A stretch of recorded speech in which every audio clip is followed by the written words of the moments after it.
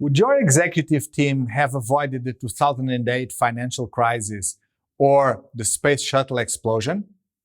Find out in this video.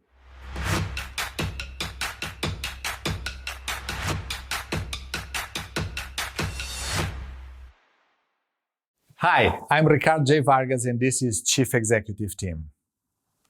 We tend to think that catastrophes happen due to the lack of technical skills.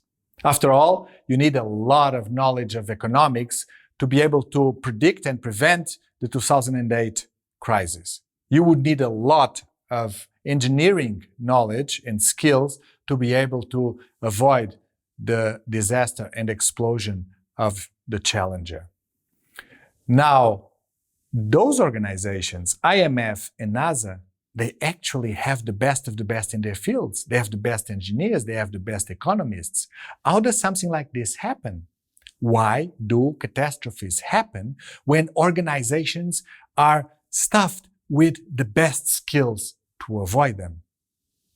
To understand this, we need to look at how ideas evolve. And the evolution process for ideas is not a unanimous one. Ideas compete to be accepted and executed. Authors, inventors, scientists, engineers, people bring forward models, theories, and techniques to solve problems.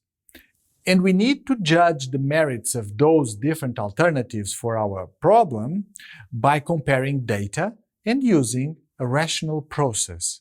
We call it critical thinking, we call it the scientific method, whatever you call it, there has to be a rational process, data-based. This is how sound evolution of ideas, techniques, and science works. But now and then, in organizations, something really weird happens. An idea is judged not based on how effective it can be, but it is judged based on who produced it, its author.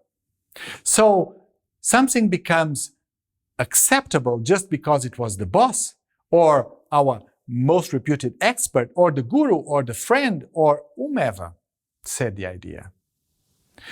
And the rest of the team just abdicates the power to criticize, to analyze alternatives, to look for data, or to try to question, actually, why are we following this?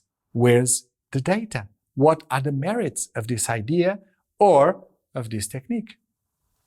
We call this groupthink.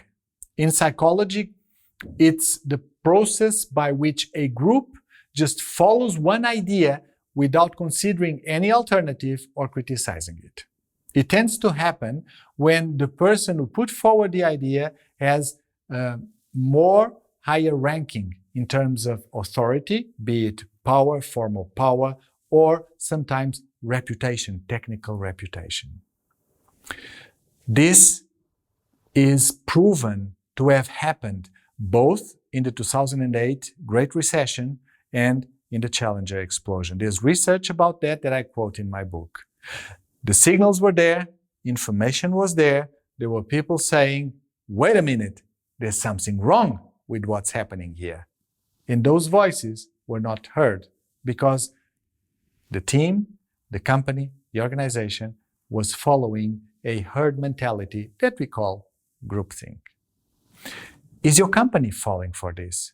If not even the most important organizations in the world are safe from groupthink, is your company falling into this trap? Are you able to identify the early warning signals? Are you able to identify the processes to get your team out of this dangerous trap?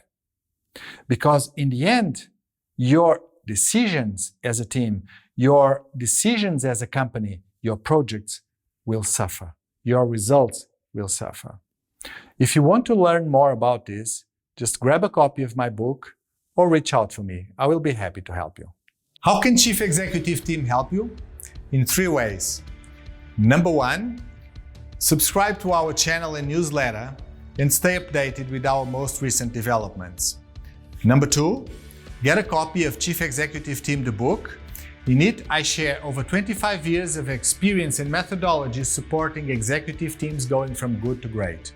There will be a lot of cases, tips, and techniques that are relevant for you to understand and act on your situation. And number 3, if you need any help right now in identifying, understanding, or tackling a specific challenge that you have with yourself, with your executive team, or with your company, just reach out through chief-executive.team and I will be happy to help you.